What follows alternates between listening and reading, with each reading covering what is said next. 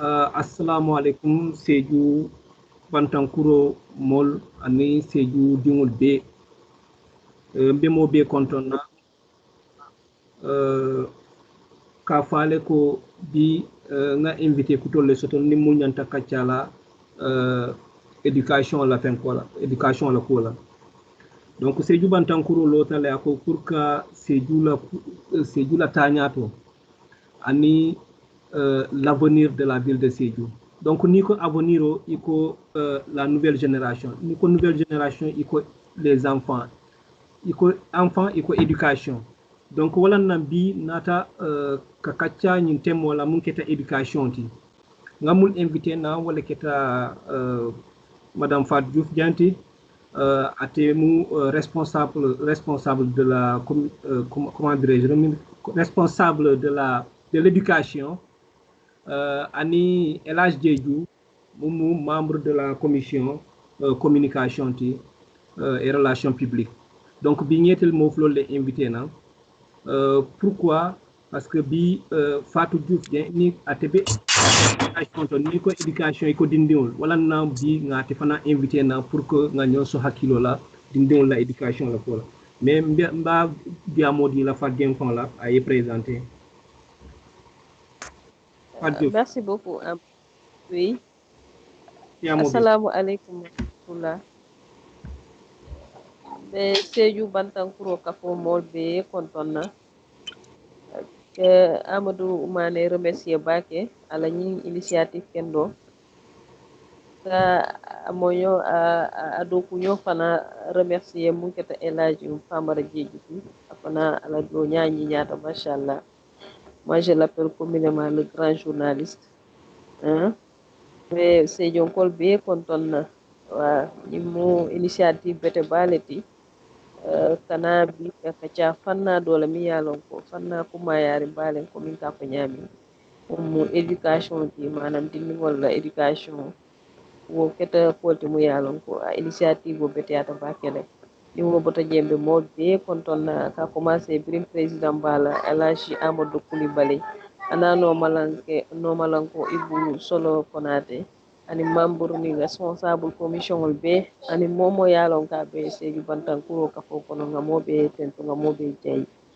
ngamira bi kacha be kala kacha kuma yarim baba baleti mi yalon ko vraiment hakilol be susala nyon mele vraiment e ku jama fana bana be funtela le mun keta education la fanati ntamu fonal ka diamu ka fo intele Fatou Diouf responsable de la commission éducation. Voilà, je vous remercie. Salam alaikum. Ok, abarka Fatou Diouf. Diamo nyata asenyata. Donc, me diamo di la na membre communication fana na mo keta Elhaji Djedjou afana est présent. Elhaji diamo bebu. Assalamu alaikum Sédhiou Bantankuro ka fongolo ngal konton turara ndiwna na janto ka fale ko tiloti nyanta karala alma kono fani makala karala Sédhiou Bantankuro radioto e nga nde nyolo ndoku nyolo ngal be konton min keta aja faddu jenti be konton na bake ka amru ndi kan ka Amadou Mané konton min keta fona responsable communication di ka foye ko Amadou comme mbar musuma bota fola nyami min keta Fatou Diouf jente yete mo min nati jam min keta e kuluro nin kulunya kenyati education tuwabul ya fa nyami e wom temo timi yaron ka kuma ya tabake na société ko bi ka do kula mo alaka tiabu ka siaba ka dum e mandinkol ko e mote dalano la tanko imakulu donc amunta wo kuluro yewala temo nat nambar bitin janni bedun na kacha ba kono folo intina kebal konto milmun na alfa kenolti on le président Amadou Coulibaly ta na do ku nyoli Ibou Solo nyolu kaba bureau membre ni anin ka fo moto mal mumebe ka albe konton ka fale awa salam be nyaato yo abarka Elhaji abarka kuma kan seniata be remercier la fanfan donc ça mbe kacha ni commencer là encore donc éducation yo na temo choisir temo lo mu yalo c'est très important donc munanna a temo importance soto fobi mbesila ka ko kacha education lafta wo ko le kacha folo diamo balbulo pourquoi le thème éducation? Oui, je peux y aller. Oui, diamo bébé. Oui, Amadou. Et la première question pour moi, pourquoi le thème éducation? Ngamira ko famara bota fala nyami éduquer wala kuluroti kuluro kamo londi sila kendoka ibajala wo kuluro abe fanna folo monto wala mu suwo kono ti donc éducation suwo kono ako mayata bakele te mune yatinna nga éducation choisir tel hakilindi woto wala ñinti ko vraiment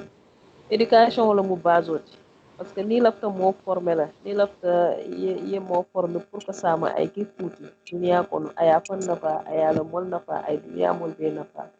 wote keno la kuluro donc wala mu baso wala mu kuwo be la kuwoti hani mu tata foy ke bayata ni wo manketa ila kuwol kono be ka jele tata dawra mol ka wo suude balale donc wala yatina a kuma yata la a importante wo éducation ka kacala momo nay wo kacha moy abalo nal ko nyim polti mu yalon ko awajib yata mo be lale momo dimbaya be bulu yanta yelo wo kuluro to o se ubondino je mu yalon ko afike dimbaya be na fati wala mun dala jeroti yo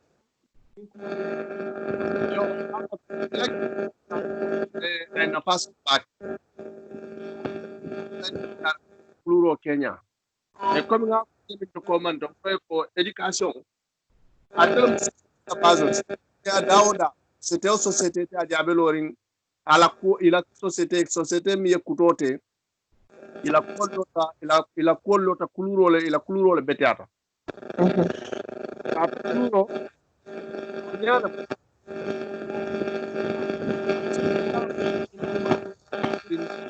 ila la ko sini sa fanna ay bonna fa yo alen lon ko balwo kono hada man janni to be molna fala ni tara fay soto ko janni to be molna fala ke fawna fo na fa wayat na kuluro ta fasar bak kat ni kuluro tam kam wala alfa kuluro je dawda nat be dawda ka yon tanga mera e kuluro mu kuleti birin suwo kono anyanta kala kuleti mi yalon ko mol nyanta mutalalan kana yemfe to mutanga amda kuti mi yalon ko e société la base o matret barbini tata jube wo kuluro la karola e molu lafta lam fulala la dum amanya kala kuti mi yalon ko be lam fulala e ngawol ko moji je to folo janni minala développer la nsi wo introduction yitani ka fo mon la folo ya kalamta barka elage ani Fatou Diouf ala barka fanfa introduction ni ñatale donc hande bi continuer la kaccala yo ak ñinin kar flanjan wala mu ñinti le rôle de l'école dans l'éducation école ka rôle du mal jouer éducation la fanato wala mu question flanjanti la mbal ñinin kala munna yo Amadou Janni mbare musma binala ngalon komate mu karande lale tiyate mu ay fu kalamta le kolo la kuoto le société kono parna hakile ni wa min so je do wala mina mi tan lalla kaatu le kolo tata jen tele dindimma e na société kono ntel dindimma nka jele ko le kol ko mol mamuta kuti mi yalon ko am ku bambandinti mbulu naal pal bulu arna ta jubel ko say mol fawle dunya ta nyaala jube ka dunya kata jami mole wala jube ko nimman karaw mam bula ko le kolo mam bula ko avec la société la tardé kan dinima nti exemple kilindi la nin tala asan sek nenata abala tourner politique wala ntel dinima wom kumeri neti ar wayata fa ke bayata fango anata ko tala fu marché ta ko tala fu ko le ko be ku kilum fulale alkan ni marché to watro min jeta han ni ku ciawa fo akonal mal dum karawna sama sinin ka ti marché fonto jeta sino la marché to yela ku ciawa fo wolu to keɓale ñoña kono juuɓele e ko ñinka kuma bala fo jam mi yaalon kon tel ma keñalon wolu ya soso arbin tala si tembo dole to amadou nata juwele ko société nun to école lo to moy danta tanafle de l'habitation fond be ma école to ara alal de maro bin wo kool mol ya juwe société kata ñaato iko nga fero ken nga fanka katun kadele 1040 tanafu inata ke minti nga wole je way mol wara wakilindi ka le polo dundi na kool kono kaado han sunkuti niwnu otumo wo jama bu kakara kewol damman na mun sa fono sunkuti niwmu bol jo silale ti korda ko donc wayatna ntanga diwe ko bi dunya kata jami fo nyama njubentel be tembo min tote bi mol juwe puta dunya puta tembo min tote technologie o avancé ta ko be avancé ta kubu ka keno karam koma amanu hanta ma kel sew bintel be ni wulam min ko jeta fa yaajel wa bu jang mote diwna la diwta wulula nyim banku ka man do ko lot no keta fo muy ta pawla sanction yon te la bankol kam mam puta wala kam folo adu o niveau andra pat di janjolu na bari musol milialo ko be lori education ko to nin kilo tergal banko ka na wakilo mo minati pour della jewlu mi ko lialo ko muta jeto de kala mo ke banko mol bu paraloti na be ya ni kunda tak banko kan min bay man mari fana na droit min te wulula ila droit ta su non ngamire bi no luwal lon dal sun assemblée yo kumo be mbar mi mabulu ay fala mi lon ja sa kap je assalam barka elage yo barka bake elage famara jeju danaka aya kumo banne seulement kadu mandin la fa ala kumo kandoro ka ko école la place edini wala éducation to o place essentielle o lati manam mu yalon ko naate je comment ya ko nyami dum bi ala éducation be manqué lale parce que école niya moy école c'est le culte du savoir dami yalo londo le ka karandi je manam londo mi yalon ko duniya tamaron bi wo londo bu walati aya ko nyami parce que bito niyaji bentel africain hanka bi man si adangola kolon parce que tardeta bakele wo karan wala fannala niyaji bentel le Sénégal jan kana fontel le Casamance jan niyaji be hanka bi karango asotota le to nyaalam bar karango hanka bi anyanta futala niveau munto anyanta futala tembo munto hanka bi anafatale ningan fan comparé anin tuba bollay be tembo minto anin dunia ka avancé nyami technologie be kerin technologie be avancé la domaine soci yama say avancé significatif balle kete je environnement le mo santé le mo physique wala wo mathématique le wo science le wo domaine soci yama avancé jamal le kete je donc kuy bajal la ko tel la jang Afrique bi karango manta wo nyama parce que dindi jamani ka karanta fo ameta rek karango kat nyale te wo mune katina wo fana ka sabu ku jamal la o tay bajal la ko wo école wala mu yalon ko añi ñatale anda a ñanta sotolale a ñantale fana contribuer bake dindi wala formation to parce que dulala mu yalon ko comme nga koy ñami ka londo le di dindi wala je mais wo londo fana amanke londo damma 15 ma damma kana ka soddi dindi wo kun kono wo dammante mais wo londo e ka di dindi wala do sorto ko sama na be balula wo londo ya anafa ay wo londo ta aya utiliser ala baluwo kono abala comportement to le abala savoir faire to abala savoir être to manam animal be balula nyaadi le société kono anda te fana be contribuer le nyaadi le ala société kono donc woli wo école le ka former woto en quelque sorte aka former le pour que ça ma que un citoyen modèle oti manam ayke modèle oti ala communauté kono mais ayke modèle o fanati ala sate kono asi fana se contribuer no au développement donc ibajala ko wo école o wala ka capital humain o funtindi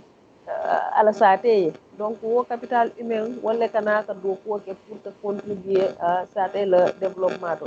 donc wala yadna comme aya fo ñaminna donc école o mu dulalti dam yalon ko dinni wona funtita je naye karan kendo soto je naye formation kendo soto je rek a ñanta kala molti mu yalon ko à se contribuer non au développement de sa localité donc wala mun na contribution yo hanbi Amadou oui toujours wo question kilin to e botam min fola min mu question plan jaw ni éducation Kenya kara l'école la rôle société kono la société be kono sa la société be nsin ka fundan no jela Amadou ka fo ko nunto ntel hani na Sénégal mo len muta karaw mu ñinati ni karanta tuwab l'école to amunta enyanta costume damane dune ta si bureau to no bari nata jela ko dunya ka won senya me amante o dammanti ka to comme bari musma fa ju jeya ko nyami nyama karaw kake harmadi um fono polo la na fati na fañaadi ake ta nyala non dunya ko ay balu nyaay tan ni dunya ko ni mol nyante mala nyoy nyami harmadi ya ko anin jama tani dal ne bori wala ko take karaw na famu ku jama fana bije ka hanna tra 40 man si bureau to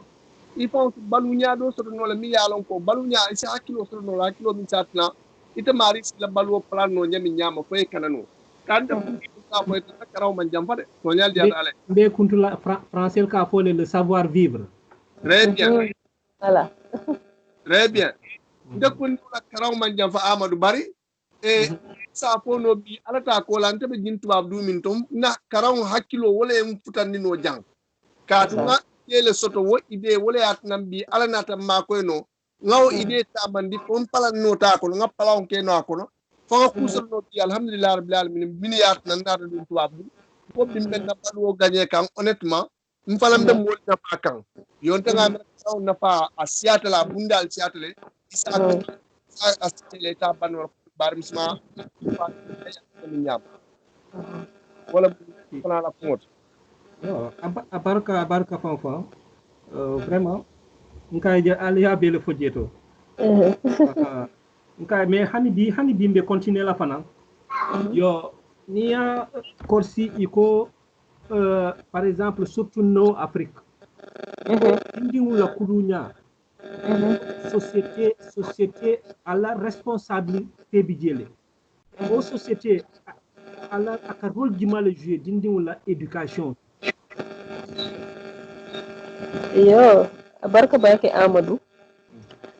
comme ya fa nyamni na len société dini wo kafuta société si aussi mun kono wala mala identité manam bito momo identité le bela ila famiyolom ila lasilo anibe société mun kono ita évoluer communauté mun kono donc wo communauté fana la rôle mo munati par rapport wo dini wala éducation wala ñinti ko dindi ngoye solo le soto dindi ngoye droit le soto wo communauté wala ñanta fere kala dindi wala souci dindi wala solo mo minti ani dindi wala droit mo minti fo ka respecter ni nga commencé suo kono la parce que sec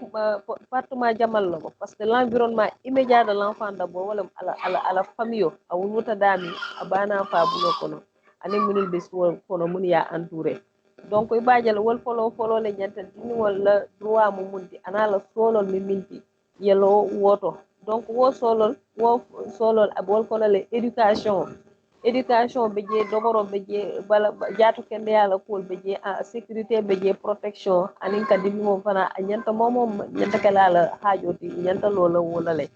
yaajele na bota suwo kono société comme nga fo ñami o fana ñanta fere kala wodini o ikata bula fambulu ikata exposé au danger manam ay kedini o mu yala be tara traîner la le ata sécurité soto la ata protection soto la foku yeta soto mi yalon ko sama be kala mo be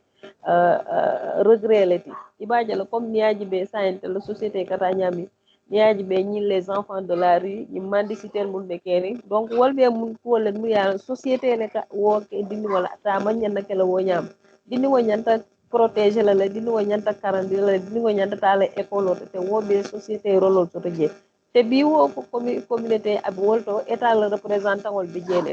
les collectivités territoriales du moment que école mu compétence transférée le di manam compétence ole mu yalla ko man sa yakara fa wolle la donc ibaje la comme man say wo compétence o karafo wo collectivité territoriale la ibaje la ko dindi wala karaw ñanta futala dami fana man ñana tula ko mala woto di c'est vrai que initiative ol jama be keri ne mairie ol ka effort ol kele ka matériel ol di école ol to ka dindigol so matériel jamala ka école sembentu yandi fu jama jamala wobe pour dindigol la karango eta dindigol la karango eta nyaata mais wo société fana ñantana ta murle côté wo ñantana la murla le côté ke fana ka dindigo kon ka dindigo khanyindi ñaadi ñaama parce que dindigo ka fo don ko ñimu dindigol ta mam fello wonte fo dindigo fana wol yela place so to société ko lay mol kel la moy mum muy la soloti ika fono manam la parole aux enfants ke bula fana ye participer ikaje jamaatu do je kaje ñi activité jamaaka kay ka fo ka ñi activité mum ka dindigol la droit le défendre ka dindigol kete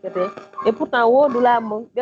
bego ka gidami dindigol buka ma beje te dindigol ñanta ma be la jël parce que dindigol ni ka ku kay a ñanta ma be la wo dula matal imaje wolum fante la wo réunion dula masire touré vraiment ba remercier la a birajina ala groupe ko ani dindin jamal nata wo kita mo be se wote ngoy ko parce que wo ñanta kala la parce que ni be ko fa la pour mo fa ñanta ma be la aya moy ika mim fay parce que baje lo fana be contribuer la ala éducation tol han suwol fana kono atake wala nyama mo jama be je ni digol buka kacha communication te ni digol tema nyana ke lo nyam ni lafta mo former la fokoy ni lafta mo kulu la fokoy naka kacha ikala moy ala solo munti min bato yalo be ni mo buka kacha ni dingo buka kacha min bato italo nete akulu wo bena kol yalebul parce que ata la kuma fole ate kara fala la kula ata italo nabe min to hana se wulle kuyadi ni italo na parce que ima wo communication développer ina tema abe suwo kono ñamin abe société kono wala ñama donc ibaje la ko nin lafto valeur jamal ka tamo non tema solidarité ma ñoma ko yo foko wo société fana nga dete ñola nga dinwol ma koy parce que nun na wala be keri nun na mamolto ikaje la wandi din kuta kere nin ye ni be bedo ko ni mandi de wajabe kula mu yalon ka manya na kele ikatilindi sulolo mais ça wol presque wol fana ka bo jande bi wandi di ngoy koy be kuma do ko lay dron abamala wala fama sena funte ani histoire ta manya société manya na tamala wo nyama il faut que ça soit une société solidaire il faut que la collectivité la communauté wo moli balu wala kadini wal fana londi wala parce que wal mu valeur mu yantel ngata rajande mais manya na bola jang nyanta tula jande mais comme famara ya fa ñew tout au début éducation ñi ne commence kal la njur mol bul mol ma ke priorité di côté ke mo be say mo kate kum fele or ko amang ñana tala wo ñama donc dindi wala kuluro mo be le dabije société be le dabije parce que na kata kuti ni di wo kata kuti bi ida mama wulu mo ka lole ka ko di wala ñi carte parna almantan kala kudo ketala mo buka la fi ay ke di woti ikana mo le carte ma iko niya moy kardi ma wodi ma man fi anyanta kele nya mais niya na ni ala nata har ya kata moti ika moy le momo ba fa dingon donc wal ya na société fana wo responsabilité ba lale ay dindingol ma koy ay dindingol la moy ay dindingol la kuolta au sérieux ay dindingol le droit respecté mais fana ay dindingol protéger fo il fuluro ñantata la ñami ani la ñanta réussir la ñami woye sotono a ñanta soto la ñami je vous remercie a barka Fatou Diouf a barka vraiment kay kumo sen ya téléphone fa a barka hani bi elage e fana be mun kafundan naje voilà Amadou ngetantu ngejayi babake amun tambari musuma bota min fola comme nga fa ale ñami wor ko kilunemu Amadou kuluro la bota noto bi nun to molbe nun place o min to wolete kerim bi Amadou nun to mo ke dinwulu le fan e kam mo jala dinwulu nata mamma kundato amama kundato dinu e traje to ya kulu nyala ay daji ka soto daji ko mi yalon ko wala betiat yo barbi dunya ta fabra da tembele to mol mil ka dinwu fon wulu ka dinwu muta ko mi safu kun tolamu ya dinwulu ye da ko ala photo ita kulu le ta ku kay to poto ku kelala donc danga mera wo dinwulu si fal man na fasoto janni din bawlu la balwo kono moni ni itata fo janni be dinwulu la inante mi la bakela folo din mu responsabilité de folo mi yalon ka warata mo ka dinwulu don ka fa ngawlu mo leliye dunya tammita wala din tammita wala hadama din hakko tammita wala ya kalam tale yo ne dinwulu janni be dinwulu la ko ka préparer le comme tuwabul la ko ne tuwabul ka fa ko tuwabul ka din siandi parce que tuwabo ika ngani o min soto dingu wala kasia tubabu malla fa dingu ala wuluwo kono ay kenya fenko la wuluwoti se wala wuluwoti wala wuluwo la wuluwoti bukala fo sifala e kala ble di wulu ay ke mo kendo te ay mo na fa société ko bar janna be kala mo kendo ti téléphone le ka batawo di ko na folo ni badate di ko ka di droit le bablu folo comme par bin jeymi ni di wulu nyanta to to ya balu ya jara ya do ni ko be ka yep apeto fata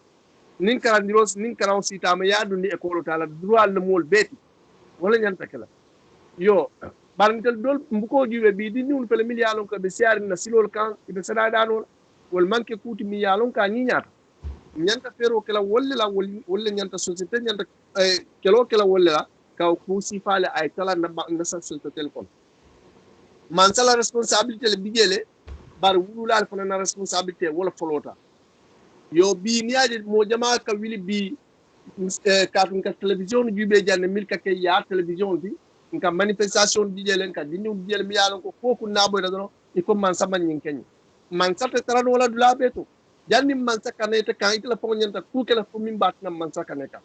comme abe comme kibaro information mom ka information bata ne te kan ila korda kon itla ka information bayna tra dulato yalon nyina mu information ti yetra information ni kono information ina bule kon par mol ka sile bi ka ko be na e traino dunia tambito la mete mom dote mo janni be tingo di wulula e nyanta diwuna ko calculer la baka a nyanta to pro ngami nyama wo be disposition ni nyantol beta la pro janni be diw kala diwnat la dunia kon ntanga wala je e min nyanta kala kumoti parce que bi inte la société nyaaje tuba wala société ye na société tan la jamal ku jamal la afala jammi han mi mo école fond école le mairie le la charge le école wala la responsabilité me comme mbanam fa par bidé apanyami et administration de centre penkolu collectivité locale wala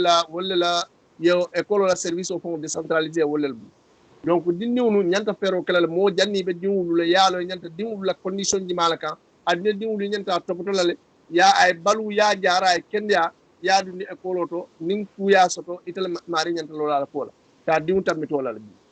yo barka diwulu ka kenyan kuma wuluoti ka wulu do ya tutu la jew nyama o sifa amam betia adun kuluro te keno lawo kono ka diwulu la jirmi la nyoka mi yalon ko na fatala ntanga amra kuluro te keno lawo kono ka ni ta ko siate mi manan kunno o mu nyam ko la wulol donc pour diwulu no ye diwulu kuluno ay betia e nyanta wulu nyaale lonna folo ya wulu nya jube yo korsi ay betia ina na afundini dunia kono ay tros min betal awla ko assalamu alaykum wa rahmatullah allo Amadou be aspect kelil la fala par rapport elage poto mum polatin pour ka etandi la tronco jang ku da jama be jentel no won ken na priorité ntaje problème kilim be jang handi wo problème del boku bolale ma banno wala les pièces d'état civil ñin Sénégal janniyaji be dindindol be jam bi frottement le be mon kono taytitela andu ba mañol be je pa mañol be je tayto mi yalon ko bi ni wuluta kata déclaration ke mairie sante pour que 300 francs pour dindi yalla bulletin de naissance à la extrait mais ba jalal ko parent jama be je kan na fo wala ya négliger ko dindi moy dum école to ko dindi moy na mur ka la fi examen ke la ado examen ke no la mona yatina parce que pièce stable vous imaginez aji bedro yewo dindi moy fondi munela dindi jama passé to wotale ila karan nyaada parce que nin dindi wota da fay wo sentir ala parent bala kon tel parent len avenir o négliger wo dindi mu ne kana kay na tem ala relation titano parce que quelque part italiatina amar réussir no dans sa vie pour une question de 300 francs dindi mo manta am dindi wala karan e tinya dindi wala karan e bur eta fo nata volonté dole soto ka bo serum na kana nyinanda ka dindi wal bula hani ya tara ko la pièce ol mam pare folo ye bula ye examen ke folo ni ye examen ke entrant 6e mo ke foya soto foyta se moto janni beta befe moto ye la kayti pol to poto wobe han tabi pour munen pour ka dindi wal so chance wala ye réussir ye la karan way tano nyaat donc koy bajal ko am famara boto min polo c'est très très important manam dingo ni ya wulu mimbe na te mo foyati mandi parce que amad danka wulu ka to diala mais ko ngay ay kayto soto mun zaytan di ko nin kar mu kar di mani kar di male awluta dula kar le awluta sankar le Mais il y a Marie Boulawonia. Moi, j'ai une fois assisté à une histoire pareille. Na premier poste, on m'a carandiro le dami. Non, comme on a maîtrisé. Dini wo jour examen no wala nata lonko. Amon kayte so. Tun ko to lom fangu de. Ani ku bo kunde tawal nyama salo ko. Wolu wonte fa nyaaji obotale mamu tan. On a attendu le jour de l'examen pour qu'avoir dini wo ko ala kayto mam pare. Elle était obligée devant ses camarades ka funti classe o kono wo humiliation jibe ani wo discrimination mu yalon ko ni me hanno wo sit mo traumatisé nole italon dafa conséquence o be kala nyaadi donc c'est pour ta sembent yandi ko réellement société ay devoir jamale soto envers les enfants comme dinwol fana ay devoir soto nyami mais fok ngalon ko dinwo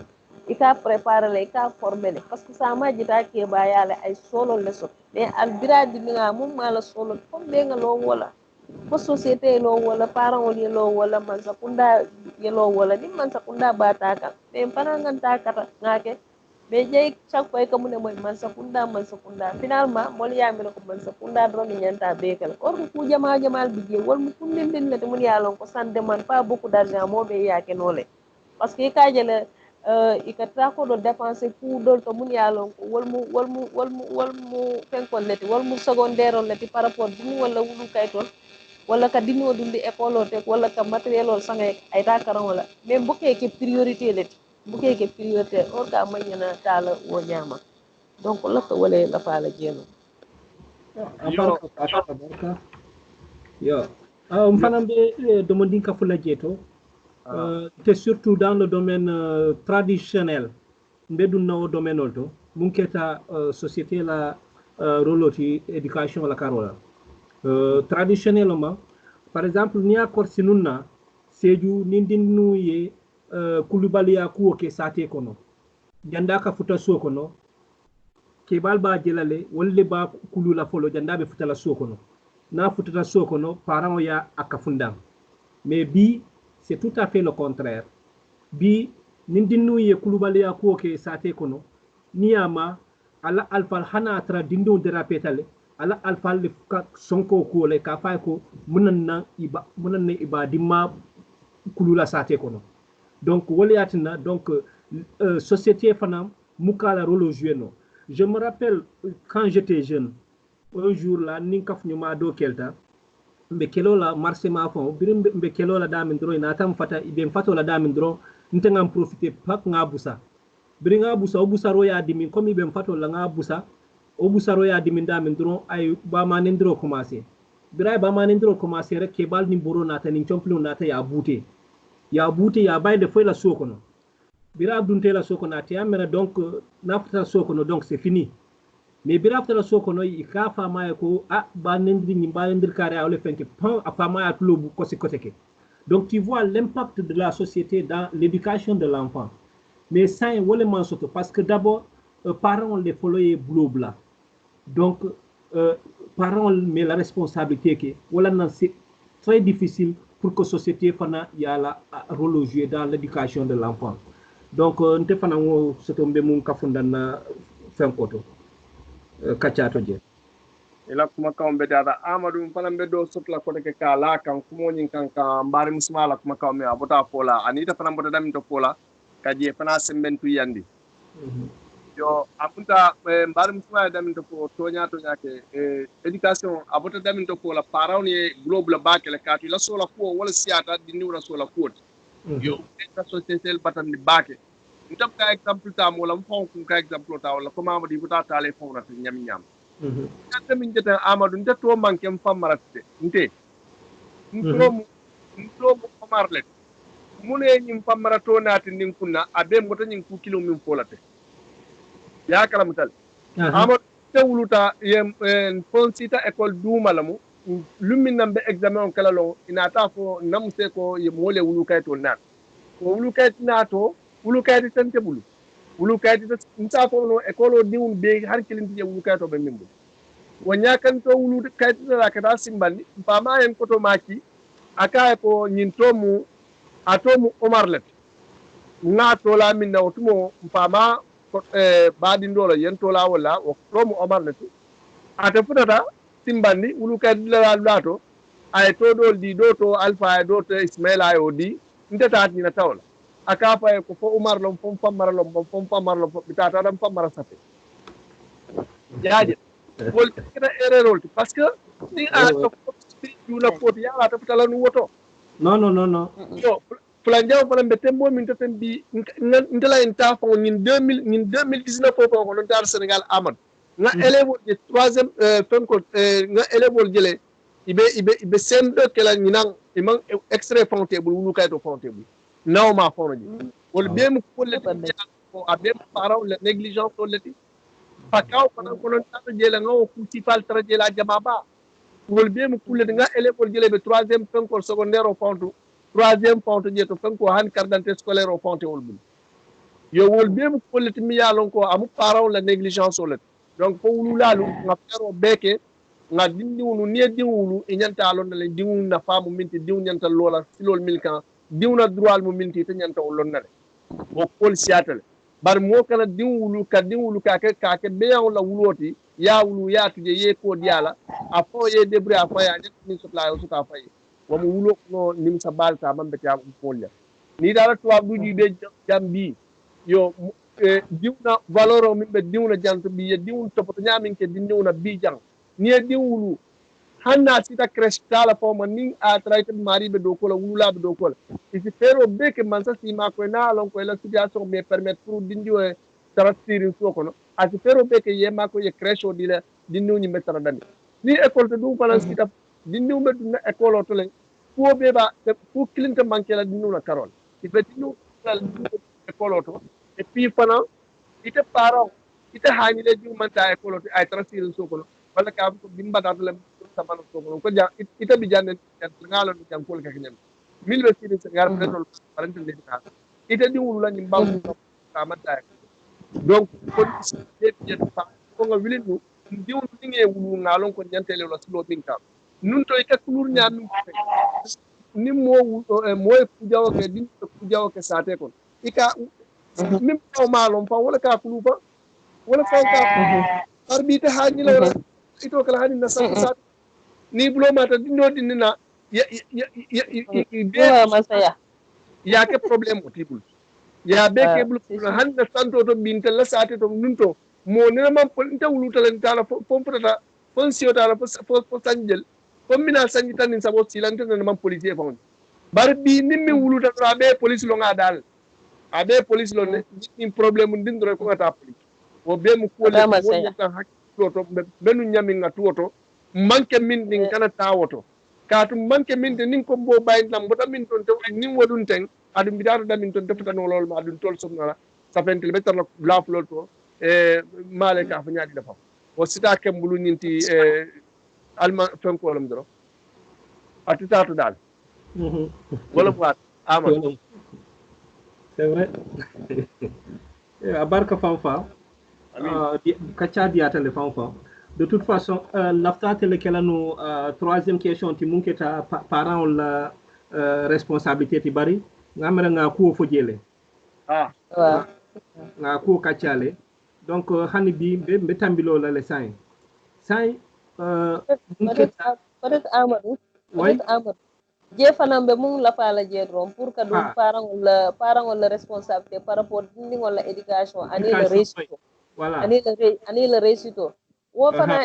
ika jele par exemple dinni wo mu yalon ko amala fi kata karangola kata école manam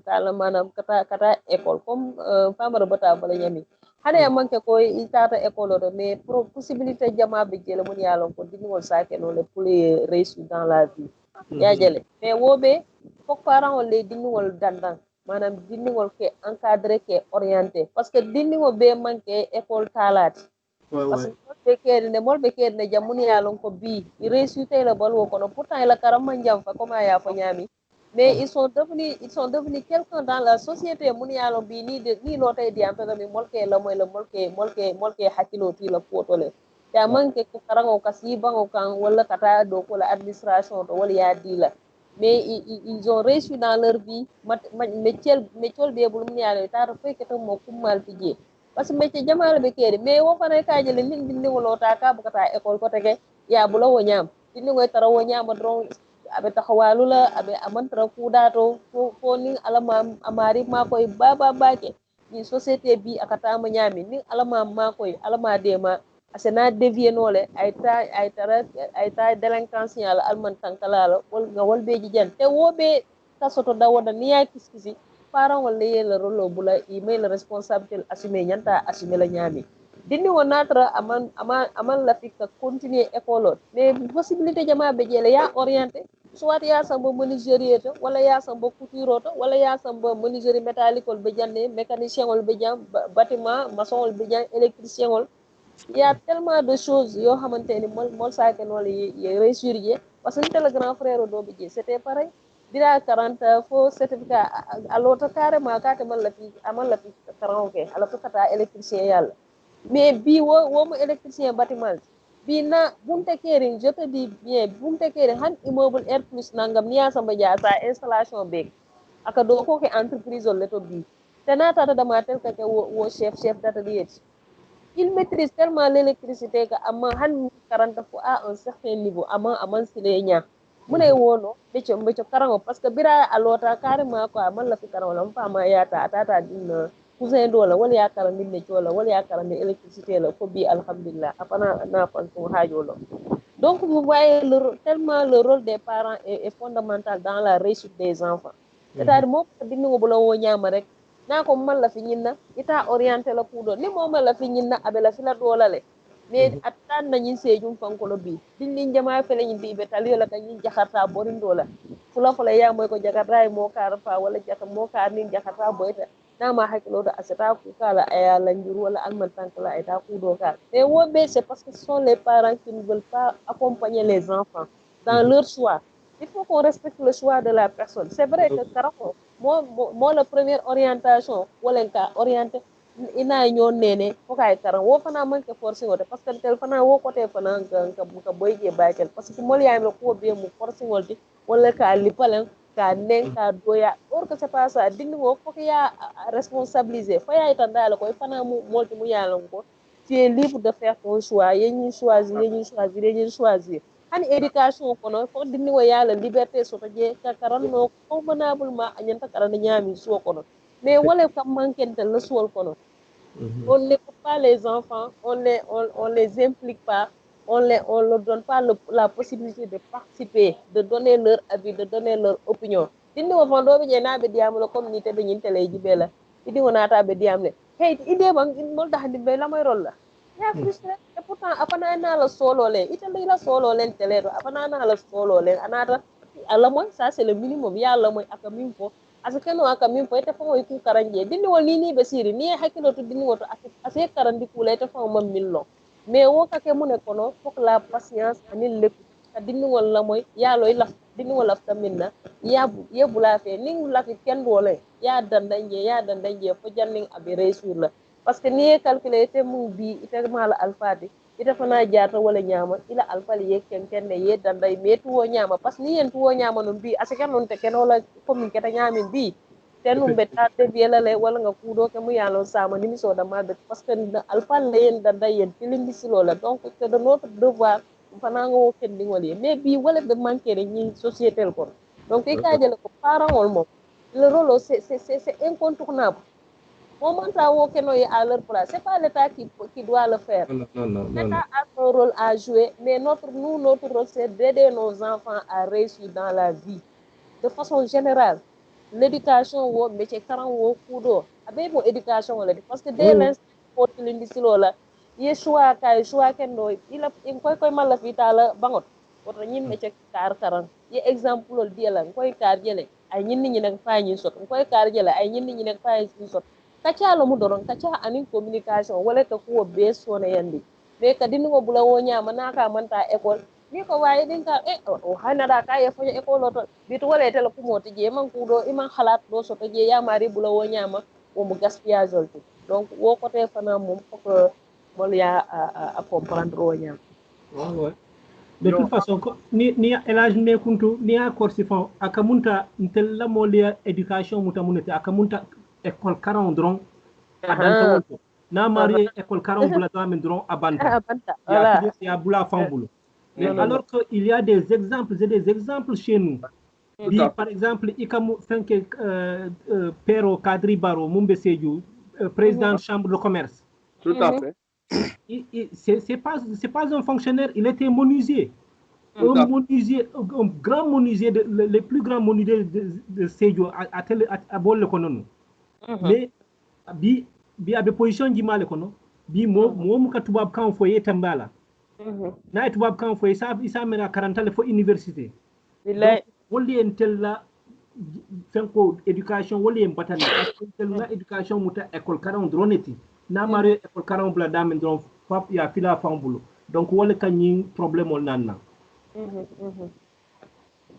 amada be wala nyama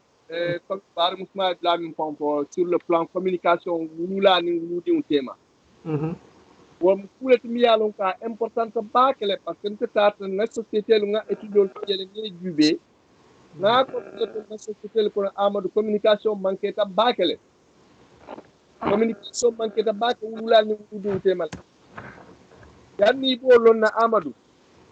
na tema peut-être musol wolka communication ko bakele ni di musol tema hani kel fon bari ka kewol fon amada kew jela na di muso mi yalon ka bina sila kutoma diamo fonte no tem wol dum kuleti mi yalon ko wo be manya nakela wulu diw ani wulula nyanta nyokaram tala bake nyante kan ta tumi be kere wulula bul wala wulula alo ak afay nyante katara nyokaram tandiri watu donc wo manque la société be niaji ni information mu ka tamino ka futani dindiwul ma jama wo kusi fal bel be carte ni wo barrière communication bal tema dron isaje kudo be hani ta mario yalo ni bonna sate ko yo ko millon ni nate na ka traseri ne na ita fono le diwni ado mambetia ku jama bi jeto tuwa na dum ka kacala tuwa mo di muso ni ada ka bla problème ko tariya ka ita fombe tuwa du jan pre fe tuwa du sum do fond tuwa sum do fond le hani ko maro fond tuwa sum tin po ya ko ma silo ka ko tariya jan non c'est pas possible nimbe nun to jam fu société be fonctionner ngam sa wo ko len murutam teliya bi di jama bi jeto wol mantra imallo kala kan yela karawno tujeto adu wala mun na tem follow wala mun na tem fond là-bas fonti mun kessa l'éducation des jeunes filles voilà ñin le tujeto foka fero ke wolle la communication e tara wululani wuludi un tema que ça soit dimuso wala dinke ye kacha bi din sumbuto kewol fond dol fond fisa de ba dimuso le jamal tardende nte lamman nin kadu ye dimuso le jamal tardende amadou yo ela jme kuntu. Donc, on peut aborder comme on a thème là-bas. Donc, nous sommes abordés parce que la question, quelle est l'éducation et l'importance de l'éducation des filles dans la mesure où beaucoup de filles ne parviennent pas à poursuivre leurs études. Bi, sungutu jama bidje ni 40 ans sanji kilin sanji fula parak ila 40 kadan wolto soit problème wol dole kanana donc wala ketan na tim la bonti importance di mal bi jeto mun keta sunguto la 40 ala importance on laftan ngoko le kacha san wala janni na bar musma fad bi jambina la bare tellel be lori wo kol kunna ngalo suto ninti lola bar nitel fana ngam million je bar be société ko non be pol corsican amadou musul la karaw na faso to mi yalon ka warata barin telamma mo findu ye musol la karaw ya négliger adu musol la karaw e han tubabu du jant tubabul fon kafale na patron almandolo nana bo ko kacha ko na koni ko pourtant la femme est plus intelligente que l'homme ako musole hakilo diata ka tammi kewdo bari nata lo kuma kon folo ko mbaba bar nata si ngamiran ko wala muto nyaata nyemin ko wala muto nyaata parce que si kala ata mangi société lo mbaba ke wotembola bar birina nga société corsi jang ndel tuwab du janto man Afrique pour bar jang han direct école que ça soit les écoles dans tous les établissements de l'état manque han public privé à jama bi jeto 90% des établissements la directrice c'est une femme société jama bi jam musol ka abe dirigé yekani compagnie bal mil be moy janto Areva SNCF RATP toutes les grandes compagnies Air France société na warta tuwab du jam solo ma ñaton ko yon teliya ye musol la karaw mutaliya négligé wo dum manke kuti mi yalon ka fengita minoyo sabundi abe ko ika musol bula muso mutala dron ko muso mu futulalati na dunda école to walla fa ka dum école to fando bi je fa ni mille chances so dunda école to surtout tel wulol kono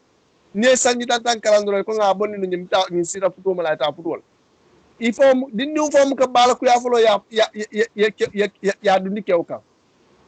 wala ente la société lu tardendi musol la karola ado amanya na kelo nyama fo bi nga fero ke nga réfléchir société réfléchir wala nga murunu koma bi musol ni dinkeli nge be kanya égalité ay kewoto muso nin kewo nie wulu ye kewdu ni nyami école to yeddi muso duni école to ko nyama mimbe barkal société sinin ala dam manni yolo bi nakor siro fon pla afta tangin to bi musolu ndella afrique bi wala fon ko bala fa fon sote wulu lali ike wulu lal makoy bi dinke jama bi jeto ab ka bala fa sta wulu lay wo dum be mu problème wolati donc al nga fero beke musol la karola kam musol dundi karawna ye karanga éducation kenno di le nge karandinu min sa tan afani parce que a conséquence la karandi kalambali a conséquence bi niaje a waratale mune moti ay munni mune bijeto a fele bito musol nyanta lola place o minto e mallo noto hanin ko nga parité ke bi conseil communal to wala conseil rural to ibuka parité keno jeto kada be ke candidat donc wokke candidat tra dum ka ko musol le tawol kono mi yalon ko hakilo musol de le manta ay ko to hakilo wat bi wolel be ko be samaka donc ndanga am nga hakilo mo ninu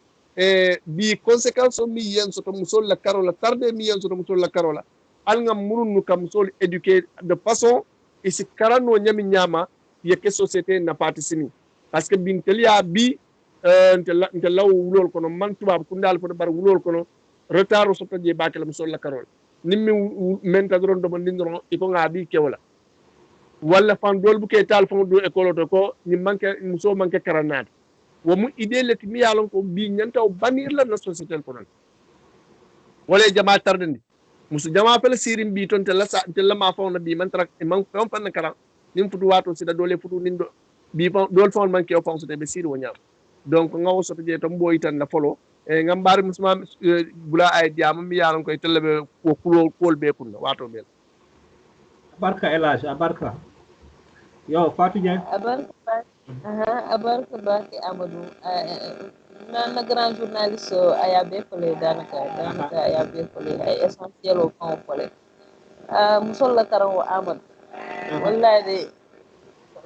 ka folen ka mur ka fodron parce que tel la janniya jibe musol la karawo abe tarde mbakele sa en fongo niya jibe kadu école to wo manque problème o ko comme tubabo kam ko accès il y a plus un grand problème d'accès si jamale kadu école do be je fay sita classe gol ko yajibe au niveau de l'élémentaire classe gol ko so dami yalo ko tole ko si akir mais problème o bbb kat be damin to wala mu niveau cours moyen ani secondaire ni ta ko collège to kata lycée jelem ab problème o siari mo be ni ngol jedoro ila karo pula karo mo tinya ko jama dun ne ka wo sabu abe woto le ni kono marol ni violence ni futu junol yalo futu juno don bi mom yaadi mo wulu ay aka atelier wulu ni nata fay ko idi mo tuje kana di kela ko na ko ajo do sa manana da kono wanga baba itel kono ngandi mo tuje donc futu juno jang wala mala problème parce que jama ni koy yeddini wol to nyama kala ibajal wodi ni ayna kono ma donc ibajal le grand problème wala ni kono ma juno ani ni violence wol min kate kadini wol boyen kan kadini wol violé wol bele ka to min ya lon koy kadini wol la karango frère te muso nyanta din kambani mo nyanta réussir la nyawi nyanta chance o di la kambano la réussir nyanta sumuto fana so la chance o la wala nyama ay réussir parce que comment ya ko nyami ko ay bito nin hakilo la diya damma nin muso ye volonté so pour kakara atel ka tariya ka réussir kambani mo wo c'est vérifié ajibe wo société mal ka ko muso le nyaaton kaya jamato nim muso e dami nyaaton kaya ajibe to yajibe ko kata ma nyami même dans les écoles ni lafta école jelo min yeri goro so Sénégal jang akoro si donc école min la rigoro yeri goro so jama muso le kata nyaaton kaya ta école Mariama Ba dindim fala buka ɗum école o kono han bi ça n'a jamais changé ala réputation ba nole to anene man changé mo man la karaŋo manta ñaato abuka taje donc fokay ke moti ya lon ko ala karaŋo fenketale ala karaŋo tata ñaatole ay moyen kendol soto yaajele donc dindi musol la karaŋo ay importance baale soto parce que mbe jamano num munta ten société bi a société kata ñaami muso niyole be je pour ay réussir muso niyole be o société kono pour que wo société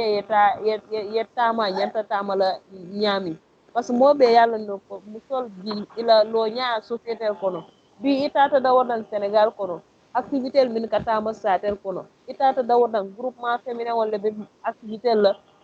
ibe la kurol londi la ibe do ko kele ibe fansun kodo soto la ibe fansun initiative voltala ibe contribuer la fan ku jama kono hani ko école to ngita exemple concret ngol di la comme jang seju jang programme o do soto mu yalon ko état nata samba anin coopération italienne la partenariat kono ika ko programme o ñe ko pay plus bo pay plus seje bénéficier je 7 école to bini yalon koy inata samba jele no wo école to bini wo pay fo nata ay financement l'état a di mu solla parce que ñinne mu tako mu solle ka contribuer idingol la karawo tay tele ke idingol mako la karawo l'état ñaak donc ay financement di la ay formé en association des mères d'élèves ay londi comme association bi payef bantale c'était pour 2 ans 2017 2019 mais bi payef bantale mais wo association hanka bi ibe continuer kan ne katama ibe fansu activité kan ibe fansu initiative wala tay kamune ke ni e la activité ko fo e kodo landi ika dole bondi je yana mur yadi école tonkol la yi école mako yila ninga exemple di la jende jang woltata le fam fo ye école la ni façade do dami yalo ataytal no fo ni auto be jila buka dum no itel wo musol la wo ko do tata ye wo ko do leta ka jebe deda ku ka be taba ka tablo deda ka matériel sensiol ni matériel mesewol mu enseignant ko so la école ko ye wol sanne ya din école min be bénéficier ta pay fo la presque pratiquement wol be ka fonctionner wala yam musol le be wol beto donc pour kay tan siete e ndira wo musol bien kay itel man karande be di wala ma koy kam pour ka ni wol karanta no bi wol be kala nyaadile donc pour kay tan dilla ko musola karango ni wo tata nyaata anyanta tala nyami wo mu famio bela na fale to comme aya fo nyami bito musol kam min keno ibama nyol ni fama nyoli ni e sondage o keno bi musol kam min keno ke jama buka keno parce que nin ala man ke mum ma koy ani musu kendo benta wala famio wala ka fo ala wol ka fo na la fengo belale mais ni muso beje wala kana murka wol ma koy kala fengo ta ka ni ka di la ka ke ma koy wo mon ka wo jenjenne donc i baje la ko muso la karango bi mon kana mira ko c'est vrai muso nyanta futulale on en disconvient pas te wo pana ni yaji be fan wo futu mum fay kafo taji be intellectuel mu yalon koy karantale foy ni la diplôme jamal te taray la suwol kon walla ka futuwo ke normal ida mom yalon ko fan ala karaw man jam fa wala man kara wonte nga wo jele nga jenje parce que mari ata tara elle est assez expérimentée ak karantale ay londo soto along anyanta ko sambala nyami anyanta ala suwo sambala nyami ana la doko ana ke mala ko yalo molka vo ha femme émancipée nangam man balande mais musu karanal jamaata walla fangol kela futu ko respecté ida muso mi yalon ko la karaw man ta wonyama wala man kara wo aussi c'est vérifié moi je l'ai vu nga exemple jama le mol mi yalon ko tar foy be karande wala université wala tar foy kata cadre ni société ko bi ni tara wol tare la so kon ye fan jila ni tare la so kon ka futu kele normal ye keñol la place o jila ye keñol respecté donc pour kay tan dila koy comme hani muso karanta abuka ke ma fale nangam moi je ne suis pas d'accord parce que karan le katina ay expérience o sot wo karan le fana katina ay kujama bono nyoto afana ya niyo soto société kon afana ya lo mumma le rôle de société kon pour ya ta mandino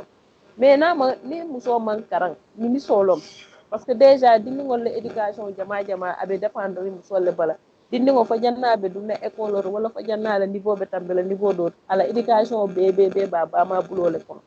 sila ni woman karan est ce que abe abadi ngo orienté no la karan kono le attaqué no la parce que malo ni mo mullo munabe mune kono la moyje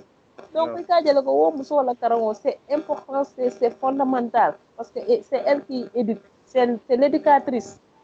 c'est elle qui gère la maison donc elle a besoin d'être formée elle a besoin d'aller à l'école pour connaître et faire le distinguo pour que kuwol bono nyoto bito niye musol fangol nyininka musu jama bi je niye nyininka bi si elles ont un regret c'est de ne pas aller à l'école à commencer par ma propre maman chaque fois aka wala kumbola nan ninte karantanu te wotu mo itel la suwo kono enseignant wala loge ta suwo kono ni a barinkel be karola tay nasi ibulata fa nyama nyawo nyama pour kay karan fa ko hani ko ha musola karaw o kata tiñale babol nangam yalo nun don tel nun don mo lawo idéologie musola karaw dal ima wonni ñanti or que biyaji be société kilin wol mun yel di won musol bulay karanta bi to wol jibe kata ñami parce que nun na do ko soto son yata mun karanta wol bi ikata cadre mais comment elles ont fait elles sont pas issues de famille riches mais c'est parce que wallata le ko musola karaw en nafa soto wakilta ye di wol bulay de karanta fo bi wol kata kuti et ça va de génération en génération wo famille kin wal ni ajibe wal xambi wala be mol ñaato la ni parce que ça va de génération en génération dingol karanta junal yalo mum karaw la nafati ye dingol bulay karanta fo e place o sot wal fananata muri dingol la même chose wala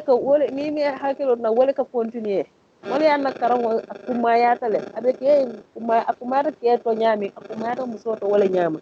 muso ñanta karanta na karanta ay alom ni bimbe kere hana afan sun doko hana man ko ka doko soto mais ifan sun doko comme ay professeur Assane Seck la exemple o mun di wo ko ta wapilal mais han ko ta wafo ni bala hana ni la tay la ko do ñanta kala ñami la ta yalo mais wo ko wo notion de base mathématique soto pour yalo wo ko do min ka soto mbadu ni la mun tole ay ni mun to abe mu wulu la mba kala ñaadi le sama pour nga ñi bénéfice nangam soto donc wo simulation damma on a besoin de notion pour que wo keno donc wala yata no karango akumayata moy mo folo fango lay wo londo muy kasoto eni mo man dengala muy fango yen nafa folo janna ko société nafa sila ning alana te har jena ikaranta fo place o sot woto muy financer contribuer no au développement la participation politique des femmes muy kamoy mais wote keno la karango koma bito hani bi mo se la fi ke kar ke député ti wala kari ke parlementaire mais bi ni tata hani assemblée kata ale haji kata député mais ni man karan ka be ke sinol ti ko kuma dol ka falen kol ka sawu ko ngolal ibu kalo on en a vu et député mun ya lon ko musol de mais man karan pudal ka fo itel ka be ben bul ko so dam mala mini ye délégué pour être représenté je e kam ne ke je e kana moy dol fa dal lañu député o ka be be sino da mala ñi assemblée kon mais c'est comme ça parce que mon le niveau be damin atala ni côté woto mais kuntu de mais kuntu wala ni koy ko alal bulo wirndi wala alal bulo wirndi buka leke bulo wirndi mu ne fankam ba vous voyez on peut tout à fait no karambalia mom amam betia amam betia han ku kilinto abe dino tole wo abe ko beto parce que bi hani la religion ni la fa yakaran imo kane karandala tu as la possibilité ye la dino karan sans pour autant ye oustaz kili ay nay la so kono mais ni mo mankara mo ne bo ken wala logique positionnel be kene mun ka mol ma koy won mais bi ni de mankara mo ne bo lo no la nyaadi le ka lo no parce que mankara donc wala ya nak karan mo ko wala na pale janna ka société fa wona fa donc wala ya nak kan dingol musol bulay karan bénéfice wolom ak wolom pour toute la société parce que bini muso betiat c'est la société bele betiat musu kilin na betia balia alman tankal wo fana mu société bele tiñarol parce que muso lebe à la base de tout qu'on le veuille ou non wala de kéré c'est comme ça ni muso betiada il y a comme derrière tout grand homme il y a une grande dame c'est tellement vérifié à tous les niveaux bité kañu au responsable ni le parcours OK mais ye musol le soto min ya lon hanin na ñim président bi ala muso elle a été une battante puis to Macky Sall ko soto Marème Faye Sall bulo bi jele donc pour ka itandi la ko vraiment muso mu sokulo société la sokulo le mu soti donc waya na wala karango anyanta jarla mobe ko bella on ya nam tel xanta bi on est sur le terrain on est en train de sensibiliser on fait des actions des activités récemment j'ai été invité à Gabou c'est dans le même cadre de l'éducation des filles donc nga fale ko bi dindi wala karaw amanke ko selang état la mu de dindi wala musol la karaw bi musol la karaw ni la karam bariya bi abe famille le kono bi ni nga ni musol ka kaca ni nyanta kaca la nyam ye hakilo to ko do min se la karaw tinya ila karaw beta nyaato parce que kilin wol mun ka ke di wol kunu ke kilin ni silo la wol han ka bi elles sont en train de réussir te wo nyanta kelal ko mi yalon ko nyanta kelal monnaie courante ita da so sun kono bali yello ye fere ke di wol ye karang parce que di wol la karang wala be fangol nyaangandi la di musol tele be bañol sambala makka ibe so sané ba ma ñoli ibe ko be kala ibe action wol kala même au delà de leur famille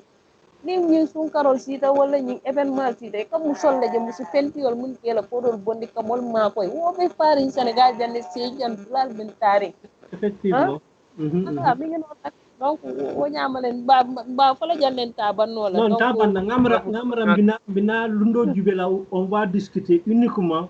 voilà comment aider les filles dans le domaine de l'éducation. Amadou Jandi kadi coupé ha iben sola do mondinga mbar musmala nyindula nyambas do mondina ay damin to fo c'est très important musola karam betiata baba kele musola karambali amma sibolti alabanta damin to fo la ka ko karam nan musola karam na ala karam na importance société kono wala société parce que musol le société la soklo effectivement han alquran ko na bijela Amadou bi kala korsi musukaram balo han tubaab du jam min bijantu fa ite fa nya ba kan til wotili effectivement im futu ban 1000 fon be kerin jandu Amadou musol le mo la plupart musol le mo wolti milliard lonko ibe sirim bisasu yela passeport dara Dakar ye bandi ko imandu e ko li ko ikoy fatu nana la passeport bandel sa me bita France woy tambita kunen Dakar kunen ay bulletin France ja wolel jamal yela futu banjam ni futu tanje damin to banta alonko futu kebe tansi damin alonko seyo be bantala parce que wo mol mi sifa leyo la ila futol bawo nyam parce que karambali ale yo ken na atre dunia sambanyalo ataken wala nyamano yo bara be mu karambali ale tanin ku jama ani education Kenya donc partout madame Fatou Diouf damin topo c'est très important karam peut-être muso fona muso mu entreprise ta pa ya sala ko da gérer no pa ya la adu muso hakilo diata fana muso hakilo diata Amadou Kouflandion ajibe ba jandi nul bere sur tout bi fam bi teng nka ko mbot ndami to bri ben kilo lan ko mbot ndami to ntaro dinniw na rencontrer mi yalon ko na Casamance dinniw nom ama wulu han jam fawndo fa ayala bakol sura na rja nyine fo ngana rja abe na mairie to jando ko la mairie de Paris dinding elle n'a même pas 20 ans adara wala ma ko ka projet de dani mi yalon ko j'ai besoin na projet do le kala ma ko ka abe monter tout en quelque temps kal silol be tan ni nyanta kala nyami ako ni ba kala tan nin ko wo karawno sam dinnu yalon ko jang musol la plupart des récits abe musol leti jang ndel ya jang kambandi la ratio man siaje to ya jele non kambandi jama fele jal to kanate wululal me mantra pende jal nyim fen jaw kedro ku jaw keda may boda manal jang bi mol fawol taadol foy ka tubab du jang dinke wuluwo mu pertol ti jang ka dim muso wulu wala mu nafaat ka dunya ko ne dinke ni dim muso wulu dim muso kare ci très souvent jang donc al nga pero kennu ntel mandin ka du sejo mandika ka seju bandankro ka por molu al nga sol kulunu ne dundin école to karan dim muso na fa waratale hanna tra man reçu école to balas reçu no blado to wala reçu a fona foyeto ay ku keno jeta kanta ku akata ku kala mimbe kala fawna tinyata wala ala futu wala tinyata bar ni futu jama ko janto be banta ab jama mu karam balol donc al nga pero beke ngan diwnu dun karawna e karan kende mo mutoñalti de toute façon bina mbo ñim temo fo nga na fenke nga na si côté ka kacha mbe musulma ko la nyaadi ni surtout mun kita ila éducation la carotte din sungutol be kila nyaadi ni ke ma koy fo ila éducation tañato on va en discuter inshallah ouais donc ngamera nga temo be kachale comme wato bortale Donc, je vous permets de dire votre dernier mot. Janimbe émission ñu soron. D'accord, Amadou. Merci beaucoup, Amadou. Comme yaa ko ñaamin na ñin temo moom c'est tellement vaste que ma be kono bi kile mo damala parce que ñi éducation des filles wo ma fan sun temo mi ya lonko ça mérite à ce que ñu temps jama ta ka discuter en large mais bon comme nga amorcer le thème demandé mais ça va permettre quand même de sensibiliser les gens ya lonko muso ñanta karana ke ñanta karana ñami muso ñanta karana wal ñam wala muso e karam fanka tambi parce que muso ku jama responsable jamal be laari nga kunna mun ya lonko ate wo keno la ñama nan karamo manke dala kul kon donc na dernier mot dal vraiment que Mourkal remercier inin Famara Diédhiou vraiment ñing kacha kuma baleti l'éducation c'est un aspect fondamental c'est pas pour rien que niaji be même dans le PSE abe place au muto je ay place important ni balé occupé PSE kono dami Macky Sall ka foko éducation niaji be école ya ke trois ya reposé trois volets avec une école pour tous, une école de qualité, mais aussi une école viable et paisible. Si je me et pacifique. Madame école est que d'amin to yalon Cairo da mal nyanta tarlaje mais ay ka dulat madame yalon mimbe bolaje avec quel ko de mo bebe lalal ko ñi ko mu ku bete balé mu londi koyolet wala fiable viable aussi ay ke dam yalo aka balule manam mol min ka taraje ye continuer ye taraje fo janni be londo ko ringo soto laje be bola yeyete fanna fa ku dole donc pour ka itandi ko éducation mu ku important ni on donc nim man say wota ke priorité de woto suwol kono fana éducation nyanta ke la priorité le mol ya muté bu tanin fulola momo nyanta ke la éducation la côté la indi wala éducation nga ke priorité nga wulu kaytol ñini ye ngela karango sembentu yande parce que dindi ngo fana fuga ya je koma ko mun alfal be lori nyele kam ma koy mais ni dindi ngoy koma jibe am mo ja koma be décourager la le parce que am mo so mun ka encourager pour aller de l'avant l'enfant il faut le valoriser pour ka ya kala mun ta ko na alfal de ila tale nga réussir donc ils ont mis les moyens pour que je réussisse donc forcément wo dindi ngo abe réussir la abe éducation be abe français to abe alqurano be mo éducation mais wol bébé tout c'est la responsabilité des parents qui est interpellée donc wolente le dernier mot vraiment comme mo be remercier ka seju bantan kuro membre be ten tout ke jey ke remercier ka président ba konton encore une fois anano malanko ibu solo anal tol be Amadou Mané alajum Famara Diédhiou alten mo commission communication ka fali ko vraiment alla ñim commission ça c'est l'élément moteur de l'association parce que dawota niya moy fool kata may nyama fool kata e nyantata la nyami communication wala budget min communication te dami min be momo ni mum be siri mota lon na mais niyaje bi ko hakilol kan hakilol su sa nyon nan ka kacan kan na mirol din kan na halal don di parce que yala communication da telfana albukat taji albuka nafa albuka ku négliger be lonin doron vraiment Elhadji Diédhiou Mba fana remercier le chaque matin que jëfé abe duna lay mol be konton vraiment hein, avec un accent vraiment qui galvanise qui motive a remercier wokan ka kay fana remercier Amadou Mané ila lo ñañi malo machallah ko mo be remercier yo min to fo mo min to parce que do bi ni koy be limro kede ke jumle mais mam mo bula be musol fana konton na nalien so do man di ngawol fana konton parce que bito komin mbota fole ñami koku naɓe keeri min mu solte ɗami aɓe talalde bara ñanta tala ñama ka dasale de wala nan benna musol kontonna baaki minu ɓe sénégal ani minu ɓe extérieur sénégal nkol madame bañol takkoley sarñol ni tata extérieur siya fatiñol madame konteñol kata mandiang kontongol awa siñol ngaminul tolo maminul tolo moɓe tout le monde sans exception ani madame Mané Fatou Seydi mañina panal mba kontonna baaki ani musol be min be ñing association te inshallah be fero be kele fo musol ye kafu ñing association kono parce que la gente féminine o mom c'est forcément comme ça c'est naturel musol be dawo dan kuol kata ñaato le kuol kata ma kule donc je vous remercie amo be konton assalamu alaikum wa rahmatullah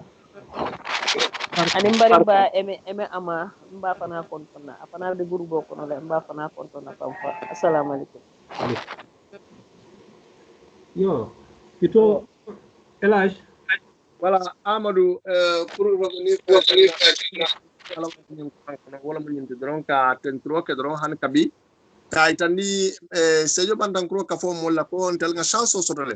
ko mo chance di malti wala mu ndel birin ala yake ko nga silo min tara ka fumina alfale silo min folo kande ma mbola silo kan sila ba koto